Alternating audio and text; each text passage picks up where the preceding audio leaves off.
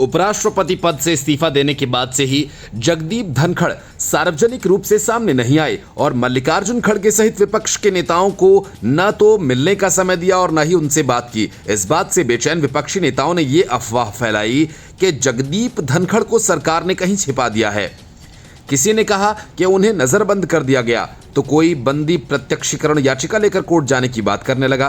कपिल सिब्बल, संजय राउत, जयराम रमेश कुछ ज्यादा ही उछलने लगे और तरह तरह के सवाल करने लगे, लेकिन उनके सवालों पर अब जगदीप धनखड़ ने खुद ही पूर्ण विराम लगा दिया। तेलुगु मीडिया के हवाले से कांग्रेस ने दावा किया कि हाल ही में जगदीप धनखड़ ने प्रधानमंत्री नरेंद्र मोदी से मुलाकात की थी। इस पर सरकार की ओर से कोई प्रतिक्रिया नहीं आई है। धनखड़ ने स्वास्थ्य संबंधी परेशानियों का हवाला देकर इस्तीफा दे दिया। कांग्रेस के वरिष्ठ नेता जयराम रमेश ने धनखड़ को लेकर सवाल किया। उन्होंने एक्स पर लिखा कि राज्यसभा के पूर्व सभापति 21 जुलाई की शाम से ही लापता हैं। उन्हें न देखा गया, न सुना गया, न पढ़ा गया। उन्होंने लिखा कि लेकिन तेलुगु मीडिया में आई खबरों के अनुसार राज्यसभा के पूर्व सभापति ने हाल ही में प्रधानमंत्री से 45 मिनट तक मुलाकात की। आखिर क्या हो रहा है?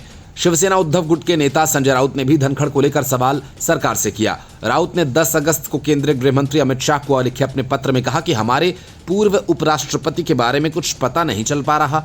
इस समय वे कहाँ हैं? उनका स्वास्थ्य कैसा है?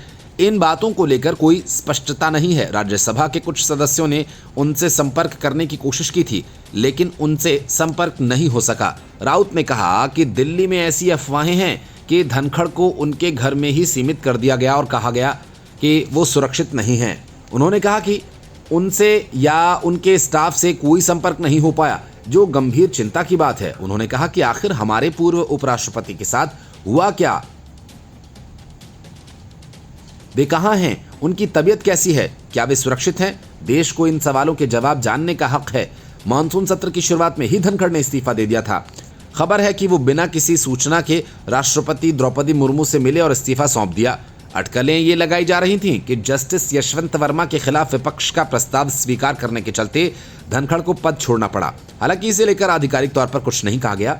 पूर्व राष्ट्रपति इस्तीफा देने के बाद से ही सार्वजनिक रूप से सामने नहीं आए। कुछ राज्यसभा सदस्य जगदीप धनखड़ की कुशलता जानने के लिए सुप्रीम कोर्ट में हैबियस कॉर्पस यानी बंदी प्रत्यक्षीकरण याचिका दायर करने पर विचार कर रहे हैं। हालांकि कानूनी कदम उठाने से पहले उन्होंने गृहमंत्री से आधिकारिक जानकारी देने की मांग की। इसके पहले कपिल सिब्बल ने कहा कि पूर्व उपराष्ट्रपति जगदीप धनखड़ के इस्तीफे के बाद हमें उनके ठिकाने के बारे में कुछ पता नहीं है। मैंने पहले फिल्म लापता लेडीज के बारे में सुना था, लेकिन यह पहली बार है जब मैंने लापता उपराष्ट्रपति के बारे में सुना। सिब्बल ने कहा कि अब तो लगता है कि विपक्ष को ही उनकी पूर्व उपराष्ट्रपति जगदीप धनखड़ की रक्षा करनी पड़ेगी। मैंने पहले उन्हें फोन किया तो उनके निजी सचिव ने कॉल उठाया और कहा कि वे अभी आराम कर रहे हैं, और इसके बाद किसी ने फोन ही नहीं उठाया।